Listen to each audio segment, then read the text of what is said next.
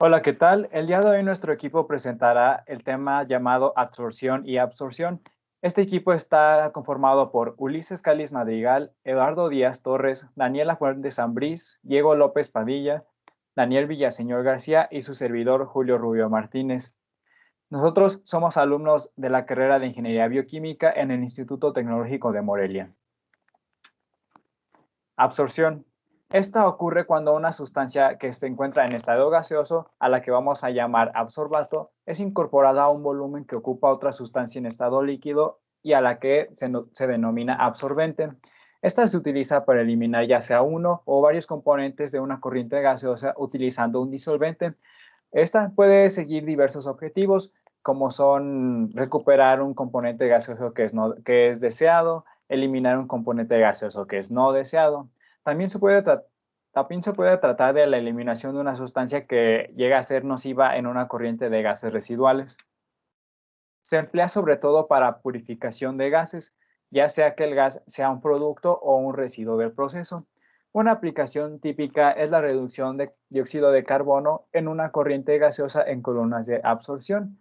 Y seguido a esto vemos una imagen donde se tiene lo que es la absorción.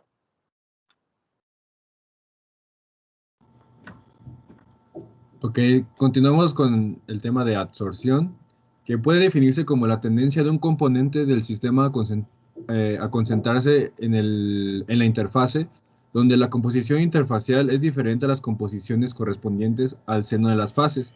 También se puede utilizar para eliminar de forma individual los componentes de una mezcla gaseosa o líquida.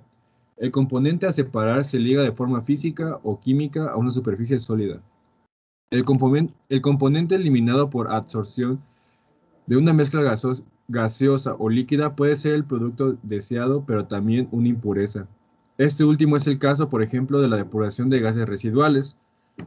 El sólido recibe el nombre de absorbente y el componente que absorbe en él se denomina absorbato. El absorbato se debería ligar en lo posible solo a un absorbato y no los demás componentes de la mezcla a separar. Otros requisitos que debe cumplir el absorbente son una gran superficie específica y tener una buena capacidad de regeneración. Un absorbente muy utilizado es el carbón activo.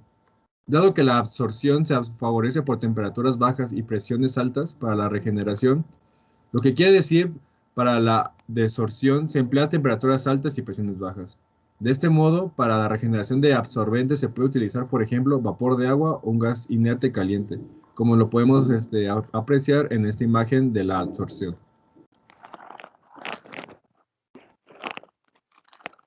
Según sus características, la absorción la podemos clasificar en dos tipos. La primera es la absorción física, que también es llamada fisisorción. Aquí las fuerzas de Van der Waals se encuentran aproximadamente a 20 kilojoules a una cantidad de 20 kilojoules sobre mol. Es reversible, existe la desorción y la temperatura, mientras la temperatura es mayor, la presión baja. Esta no es de una naturaleza específica, se forman capas múltiples y el adsorbato conserva su identidad. La siguiente característica es la adsorción química, que también es llamada quimisorción. Aquí las fuerzas análogas al enlace químico tienen una fuerza de Van der Waals de 200 kilojoules sobre mol. Es irreversible y la temperatura, y si la temperatura aumenta, también la presión va a disminuir, a menos que sean cambios muy drásticos. Es de naturaleza un tanto específica y forma monocapas, lo cual hace que el adsorbato pueda perder su identidad. Y tenemos también algunos factores que afectan a la cantidad que es absorbida. Primero, la cantidad del absorbente, que se hace referencia a la superficie que tenemos disponible. También está otro factor que influye es la presión del adsorbato, que es la cantidad que tenemos de material disponible. Y por último, la temperatura.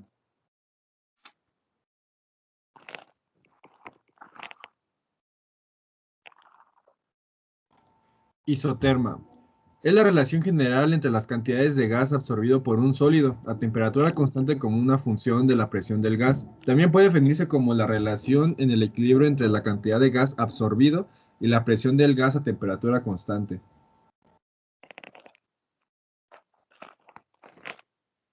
Tenemos que existen 5 tipos o perfiles de isotermas. La que tenemos aquí como número 1 es la isoterma de Langmuir. Esta intenta explicar la isoterma que es de tipo 1, que básicamente es como una absorción en una monocapa, en la cual gracias a que existe un equilibrio entre la absorción y la desorción, no hay una formación de monocapas. El límite de capacidad del absorbente es cuando la monocapa está completa. Esto es cuando esto es cuando la velocidad de absorción es proporcional a la presión y a la fracción de superficie no cubierta. Después tenemos la isoterma de Freundlich. Aunque esta no tiene ciertamente un origen empírico, también es posible que demostrarse teóricamente considerando una magnitud de calor de absorción que varía exponencialmente con el recubrimiento de la superficie. En este tipo de isoterma no hay un recubrimiento límite ni se propone una absorción monomolecular, sino una multimolecular. También tenemos la isoterma Brandauer, Emmett y Teller, por las siglas BET. Aquí la absorción en superficies planas y convexas continúa hasta que la superficie queda cubierta con una cierta capa multimolecular de líquido. Aquí esta la obtenemos igualando las velocidades de condensación y evaporación en las diversas capas. Después también tenemos la isoterma Guggenheim, Anderson y de Boer, por las siglas GAB. Esta interpreta cómo el hecho de que la energía de absorción de la segunda capa sea menor que la de licuefacción en las capas siguientes. La isoterma BET solo llega a considerar la diferencia de energía entre la monocapa y las de las capas siguientes a las que se le asigna un comportamiento líquido, mientras que de la que hablamos anteriormente, que fue la isoterma GAB, llega a postular que las moléculas de agua, que llamamos adsorbato, tienen entre sí el mismo estado en las capas segunda a la novena, el cual es diferente al de las moléculas de agua en el estado líquido. Bueno, como escucharon a mi compañero, presentó algunos tipos de isotermas, pero a continuación lo vamos a mostrar un poco más gráfico de cómo son estas ecuaciones. Tenemos al isoterma tipo 1, como lo mencionó mi compañero Julio, es el isoterma de Langmuir, que lo que quiere decir es que tiene una quimiosol como una forma típica, tiene una fisisorción sólidos con una estructura porosa muy fina. Como un ejemplo de esto es el amoníaco y el carbón, que manejan una temperatura de 273 Kelvin. Tenemos el isoterma tipo 2, isoterma sigmoide. Aquí tapo un poco la imagen, pero de igual manera, tiene una absorción en multicapas en sólidos no porosos o con microporos, que esto regularmente se utiliza en productos solubles como son los alimentos. Un ejemplo podría ser el nitrógeno y el gel de sílice con una temperatura de 77 Kelvin. Después tenemos el isoterma tipo número 3, que es el isoterma de Florey-Huggins, que como dice, las características del sistema son con fuerza de absorción en la monocapa relativamente pequeñas, muy poco comunes.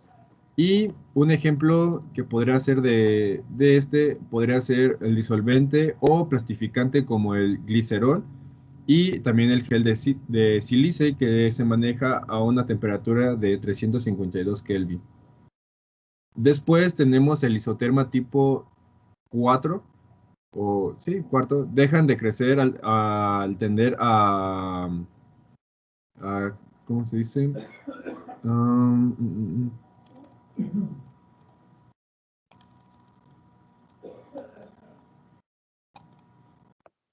Bueno, aparentemente reflejan la condensidad capilar en sólidos porosos y también tienen un volumen total de los poros que determina el límite de la absorción. Son sólidos hidrofilos, porosos, hinchables, absorción límite, todos los sitios de la hidratación. Por último, tenemos el isoterma tipo número 5, que es el isoterma Browner, Emmett y Teller, que ya también lo había mencionado mi compañero Julio, que es muy semejante al tipo número 3, no es asintótica al tender a las multicapas.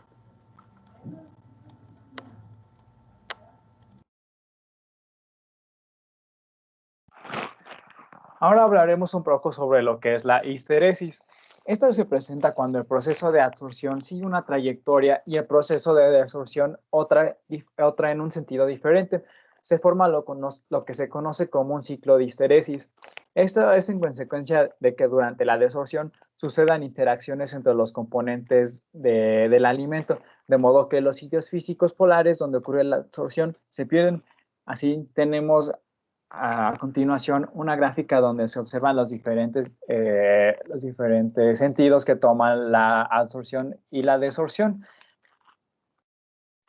Y bueno, con esto concluiríamos este tema de absorción y absorción.